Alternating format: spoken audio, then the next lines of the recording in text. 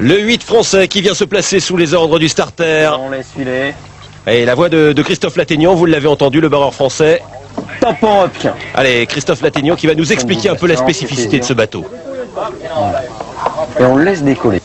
Le 8, c'est un bateau de 90 kg qui mesure 18 mètres, qui se déplace à une vitesse de 25 km/h. Mon rôle, ça va être de les diriger avec des gouvernails. J'ai un petit ordinateur de bord qui me permet de voir la cadence, le compte-coup et le nombre de coups que les athlètes donnent, avec un petit micro qui me permet d'amplifier ma voix de manière à ce qu'ils m'entendent distinctement pour aller chercher soit une médaille ou soit aller chercher une place préqualificative. Et ben voilà, vous avez compris, hein, donc le 8 français avec ces moments toujours très très forts avant le départ, Jean-Christophe. Et oui, concentration maximale. On sait qu'il y a beaucoup d'efforts à fournir. Il faut pas se tromper techniquement. Donc c'est une phase très importante. Oui, on a vu les Allemands à gauche, vainqueurs de la première Coupe du Monde à Eton, très forts les Allemands. Et puis les Britanniques, champions olympiques en 2000. Allez, les caméras de Christophe Baudouin dans le bateau français. Le départ comme si vous y étiez. Là, de l'amplitude. Voilà, au-dessus. Là, ça a bien giclé. Voilà.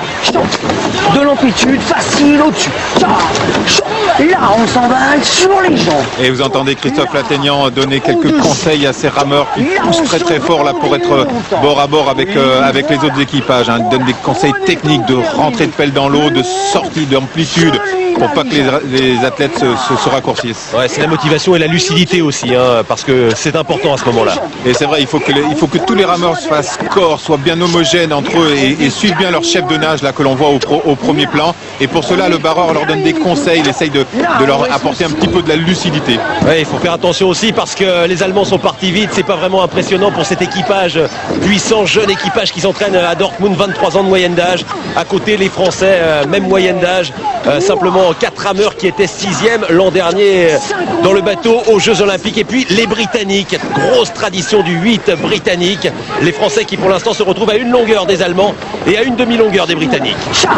Allez, on va chercher le déplacement. Là, attention, les Anglais reprennent une série. On va refaire pour nous. Allez, celui-là maintenant à nous. Et voilà une série lancée par les Français. Là, vous venez de l'entendre avec Christophe Lattaignan qui...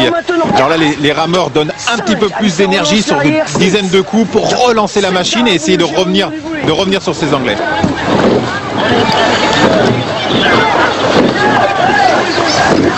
Et les Allemands dominateurs depuis le début de la saison, bateau très physique.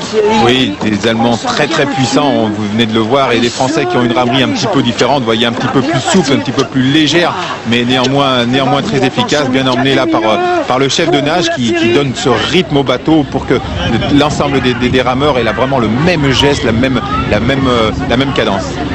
Oh, c'est pas faire injure aux rameurs britanniques et français que de dire que les Allemands dominent largement cette course, mais derrière Jean-Christophe, rien n'est fait. Rien n'est fait, ça va être très très difficile pour dire qui va prendre cette deuxième place entre les Français et les Britanniques. Il y a vraiment un mano à mano très très passionnant jusqu'à la fin de course. Ouais, n'empêche que pour l'instant les Britanniques ont quand même 3/4 de longueur, une demi-longueur d'avance sur les Français. La fin de course, et bah tiens, on va la suivre peut-être avec Christophe Lattaignan, comme si vous y étiez. Petite pointe. Allez, ça a passé. Il reste 250 mètres. Lionel, à toi maintenant. Là. Allez, ça lance. 1. 2 les jambes, oui. 3. 4. Voilà, ça passe les Anglais. 5. 6, on est bord à bord. 7. 8. Les gars, ça tire sur la fin. Allez, on les tire. Là. Allez, Lionel. Timothée. Allez, ça part. Loin derrière. Voilà, encore. Oui. Allez, les gars. 10. Allez. 1. 2. 3. 4. 5 l'arrière. 6. 7. 8. 9. 10. 3 coups. 1. 2. Les Français qui prennent la deuxième place pour une demi-pointe, et vous comprenez mieux que le barreur est bien plus qu'un point mort dans le bateau. Hein.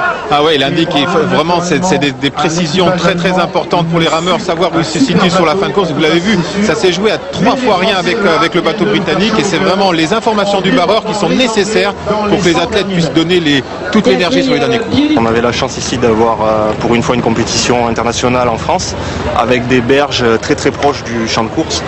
et ça donne une clameur qu'on peut vivre aux Jeux Olympiques ou aux Championnats du Monde, mais pas ailleurs.